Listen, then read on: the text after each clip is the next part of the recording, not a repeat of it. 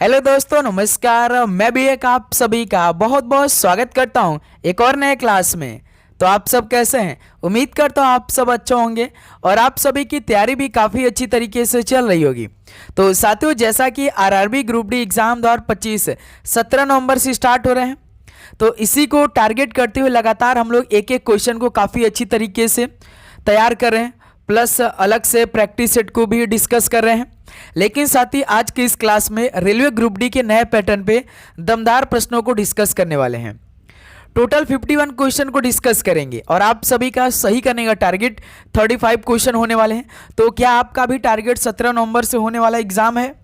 तो लगभग आपकी तैयारी पूरी हो चुकी है, तो इस टाइम आप रिवीजन कर रहे हैं। तो साथ ही इस क्लास से लगभग आपको 35 क्वेश्चन सही करना है। तो देखिए आप सभी की तैयारी कैसे चल रही है, क्या आप सभी से इन 51 क्वेश्चन में से 35 क्वेश्चन सही हो पाते या नहीं, वो भी रेलवे के नए पैटर्न पे।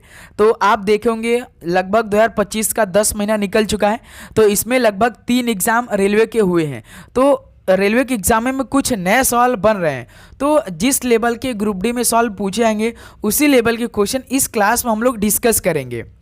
ओके मेरे दोस्त, तो इस क्लास के सारे क्वेश्चन वेरी वेरी इंपॉर्टेंट होंगे, खासकर आरआरबी ग्रुप डी एग्जाम 2025 के लिए जो 17 नवंबर से स्टार्ट होने जा रहा है। तो चलिए दोस्त, बिना टाइम वेस्ट करते हुए इस क्लास को स्टार्ट करते हैं। आपको इस क्लास के टारगेट को पूरा करना है, 35 क्वेश्चन सही करना है, एक बात याद रखिएगा, ठीक है। तो चलिए भाई, तो एक क्लास देखिए सुबह 8 बजे, एक दोपहर 12:30 पे क्लास आ रही है। चलिए भाई, तो आज का पहला प्रश्न हल करते हैं। बहुत ही इजी लेवल से हम लोग हाई लेवल के क्वेश्चनों तक पहुंचने वाले हैं। देखिए, भारत एशिया के किस भाग में स्थित है? बताइए, भारत एशिया के किस भाग में स्थित है? तो दक्षिणी एशिया में स्थित है। तो पहले का ऑप्शन है बिल्कुल राइट आंसर हो जाएंगे। अगला सवाल कॉल करिएगा, क्वेश्चन नंबर सेकंड को। नर्मदा नदी मध्य प्रदेश में किन पहाड़ियों से निकलती है? बताइए, नर्मदा नदी मध्य प्रदेश में किन पहाड़ियों से निकलती है? तो याद रखिएगा अमरकंटक पहाड़ियों से निकलती है। बी ऑप्शन बिल्कुल राइट आंसर हो जाएंगे। अगला सवाल कॉल करिएगा, क्वेश्चन नंबर थर्ड को।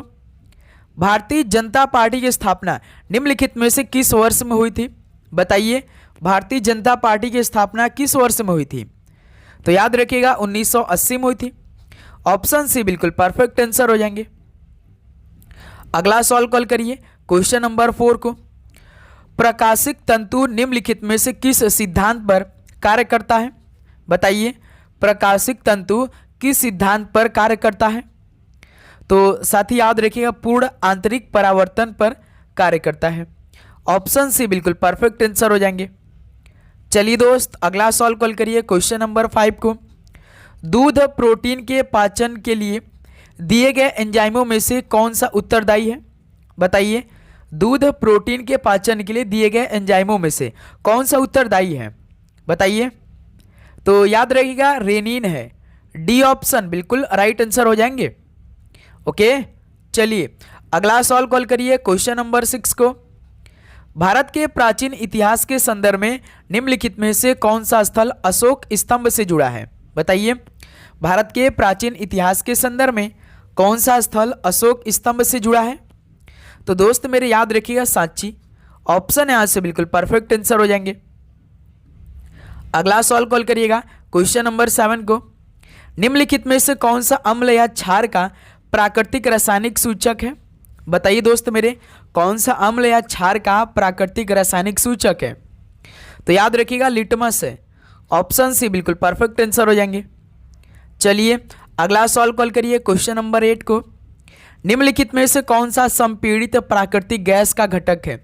बताइए, कौन सा संपीड़ित प्राकृतिक गैस का घटक है? तो याद रखिएगा मीथेन है। डी ऑप्शन बिल्कुल राइट आंसर हो जाएंगे। चलिए अगला सवाल कॉल करिएगा, क्वेश्चन नंबर 9 को। जनवरी 2025 में हेनले पासपोर्ट सूचकांक में भारत का स्थान क्या था? ये करंट अफेयर के सवाल है भाई, मोस्ट इंपॉर्टेंट सवाल रहने वाले हैं। तो आप ग्रुप डी का पेपर देने जा रहे हैं, तो जनवरी से लेकर लगभग अक्टूबर तक आपको करंट अफेयर मालूम होना चाहिए। याद रखिएगा अक्टूबर तक तो नहीं तो साथ ही 6 महीने, जनवरी से लेकर लगभग आपके 6 महीने तक करंट अफेयर आपको पता होना चाहिए, क्योंकि इन्हीं में से सवाल पूछे जाएंगे। बताइए, जनवरी 2025 में हेनले पासपोर्ट सूचकांक में भारत का स्थान क्या था? तो याद रखिएगा 85वां नंबर पे भारत था। ऑप्शन सी बिल्कुल राइट आंसर हो जाएंगे। अगला सवाल कॉल करिए दोस्त, क्वेश्चन नंबर 10। वर्णक क्लोरोफिल में कौन सी धातु उपस्थित होती है? बताइए, वर्णक क्लोरोफिल में कौन सी धातु उपस्थित होती है? तो याद रखिएगा मैग्नीशियम।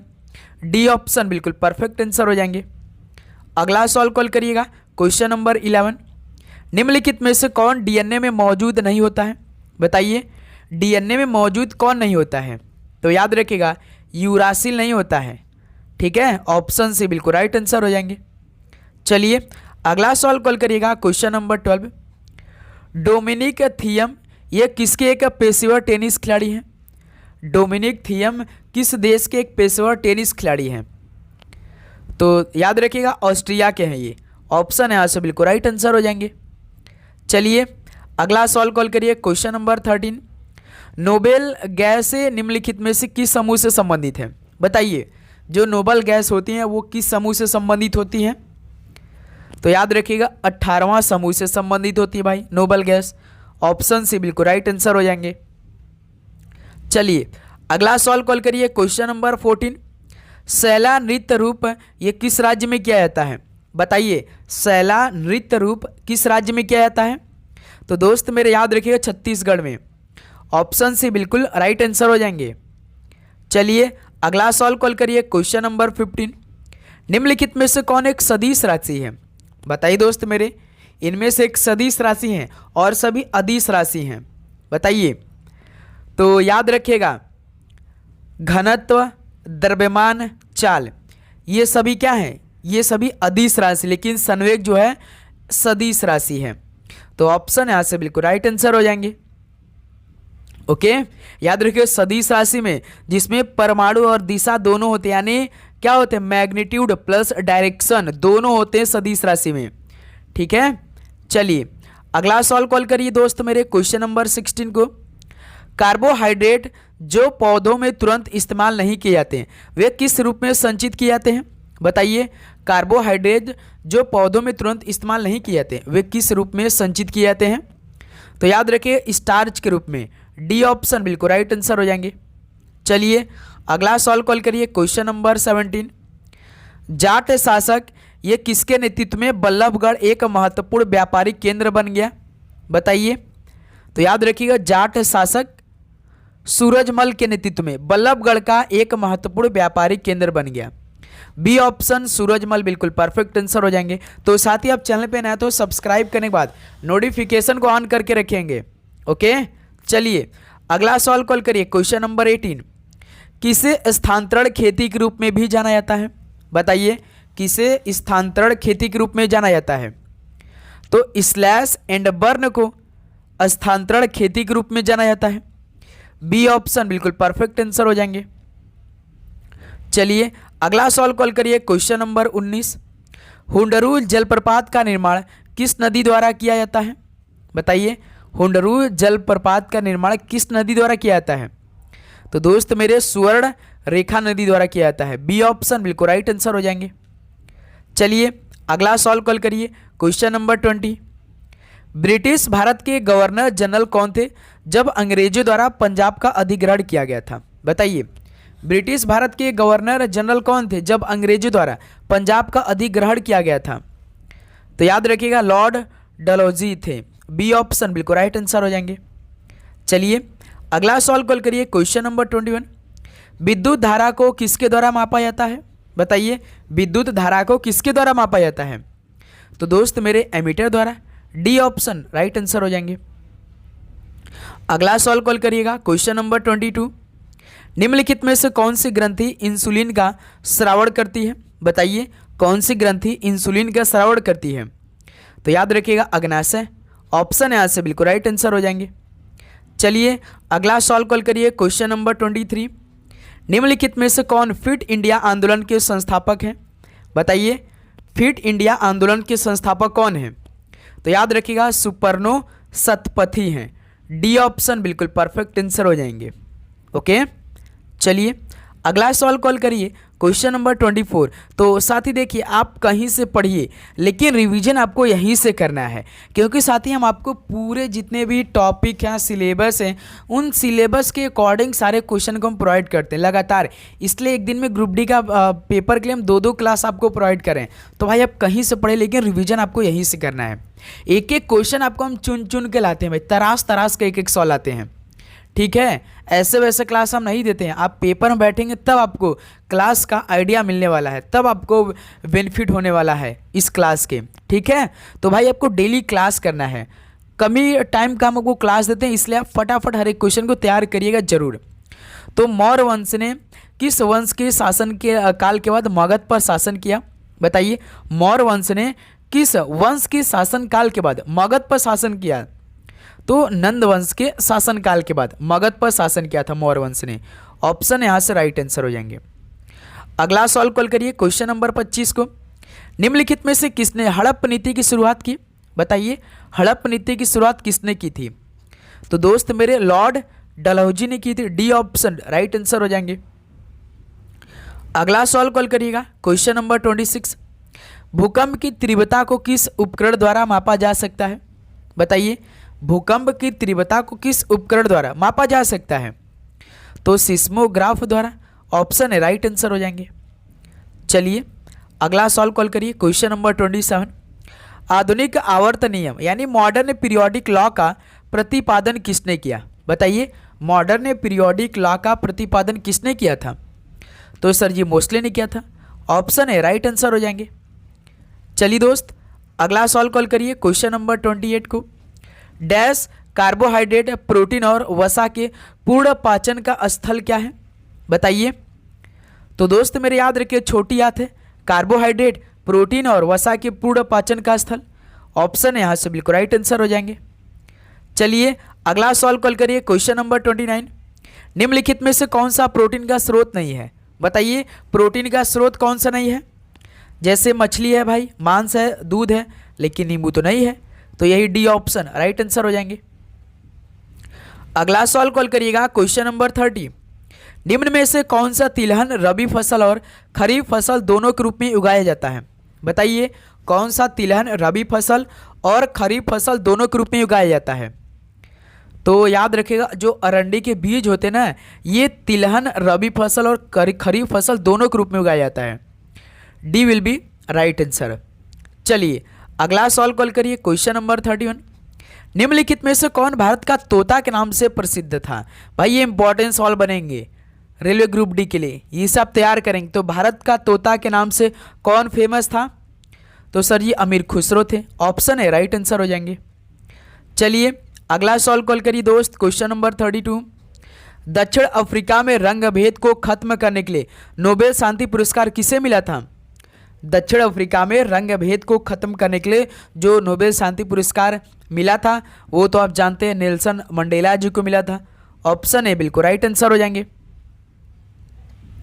अगला सवाल कॉल करिए, क्वेश्चन नंबर 33। हैलोजन के सबसे बाहरी कोष में इलेक्ट्रॉनों की संख्या कितनी होती है? बताइए, हैलोजन के सबसे बाहरी कोष में इलेक्ट्रॉनों की संख्या कितनी होती है? तो दोस्त मेरे 7 होती है। बी ऑप्शन राइट आंसर हो जाएंगे। चलिए अगला सवाल कॉल करिए, क्वेश्चन नंबर 34। भारतीय संविधान के 71वें संशोधन में कोंकणी, मणिपुरी और नेपाली भाषाओं को किस अनुसूची में शामिल किया गया था? बताइए, इस सवाल का राइट आंसर क्या हो जाएगा? तो दोस्त मेरे याद रखिएगा, ये 8वीं अनुसूची में शामिल किया गया था। ऑप्शन है राइट आंसर हो जाएंगे। चलिए अगला सवाल कॉल करिए, क्वेश्चन नंबर 35। माइटोकॉन्ड्रिया में झिल्ली आवरण होते हैं, यानी माइटोकॉन्ड्रिया में कितने झिल्ली आवरण होते हैं? तो याद रखिएगा 2 झिल्ली आवरण होते हैं। ऑप्शन है बिल्कुल राइट आंसर हो जाएंगे। चलिए अगला सवाल कॉल करिए, क्वेश्चन नंबर 36। पत्ती कोशिका में आपको प्लास्टिड कहाँ मिलेंगे? बताइए, पत्ती कोशिका में आपको प्लास्टिड कहाँ मिलेंगे? तो याद रखिएगा कोशिका द्रव्य में। बी ऑप्शन बिल्कुल राइट आंसर हो जाएंगे। चलिए अगला सवाल कॉल करिए, क्वेश्चन नंबर 37। निम्नलिखित में से कौन सा नृत्य प्रकार झारखंड से संबंधित नहीं है? बताइए दोस्त मेरे इस सवाल का राइट आंसर क्या होगा? जैसे अग्नि देखिए झारखंड से संबंधित है, फगुआ भी, मर्दाना झूमर भी, लेकिन लावड़ी तो महाराष्ट्र का है भाई। तो यही आपका नृत्य प्रकार झारखंड से संबंधित नहीं है, डी आपका राइट आंसर हो जाएंगे। अगला सवाल कॉल करिए, क्वेश्चन नंबर 38। सोनल मानसिंह को निम्नलिखित में से किस शास्त्रीय नृत्य शैली के लिए संगीत नाटक अकादमी पुरस्कार से सम्मानित किया गया था? बताइए, सोनल मानसिंह को किस शास्त्रीय नृत्य शैली के लिए संगीत नाटक अकादमी पुरस्कार से सम्मानित किया गया था? तो याद रखिएगा उड़ीसी के लिए, ऑप्शन सी बिल्कुल राइट आंसर हो जाएंगे। चलिए अगला सवाल कॉल करिए दोस्त, क्वेश्चन नंबर 39। निम्नलिखित में से कौन सा पेड़ शंकुधारी वनों में पाया जाता है? ये भी महत्वपूर्ण सवाल बनेंगे ग्रुप डी पेपर के लिए। बताइए दोस्त, जो महत्वपूर्ण सवाल रहेगा उसमें हम स्टार बनाते चलेंगे, इंपॉर्टेंट लिखते चलेंगे, ठीक है? आप तैयार करते चलिएगा। और आप साथ ही चैनल पे नए हैं, सब्सक्राइब नहीं किए तो नोटिफिकेशन को ऑन करिएगा आप लोग, ओके? तो बताइए कौन सा पेड़ शंकुधारी वनों में पाया जाता है? तो चीड़ के पेड़ पाए जाते हैं, डी ऑप्शन आपका राइट आंसर हो जाएंगे, ओके? चलिए अगला सवाल कॉल करिए, क्वेश्चन नंबर 40। स्वामी विवेकानंद की पुण्यतिथि किस तारीख को मनाई जाती है? बताइए, स्वामी विवेकानंद की पुण्यतिथि किस तारीख को मनाई जाती है? तो सर जी 4 जुलाई को, बी ऑप्शन राइट आंसर हो जाएंगे। अगला सवाल कॉल करिए दोस्त, क्वेश्चन नंबर 41। उस तत्व की पहचान कीजिए जो अर्ध धातु नहीं है। बताइए, उस तत्व की पहचान करना है जो अर्ध धातु नहीं है।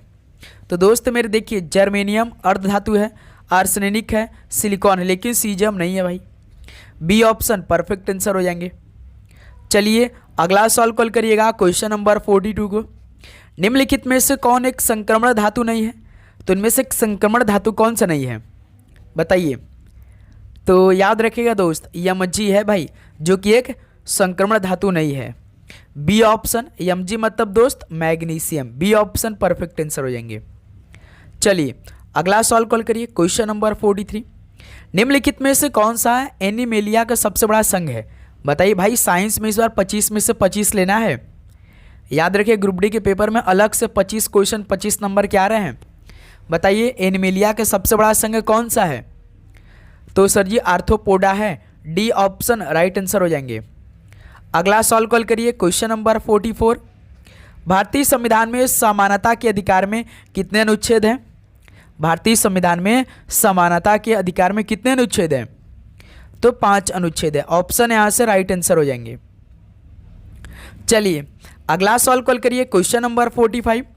निम्नलिखित में से कौन सा भारत का सबसे ऊंचा बांध है? बताइए भारत का सबसे ऊंचा बांध कौन सा है? तो टिहरी बांध, जो कि उत्तराखंड में स्थित है, ऑप्शन सी बिल्कुल राइट आंसर हो जाएंगे। चलिए अगला सवाल कॉल करिए, क्वेश्चन नंबर 46। प्रयाग प्रशस्ति की रचना किस भाषा में हुई थी? बताइए प्रयाग प्रशस्ति की रचना किस भाषा में हुई थी?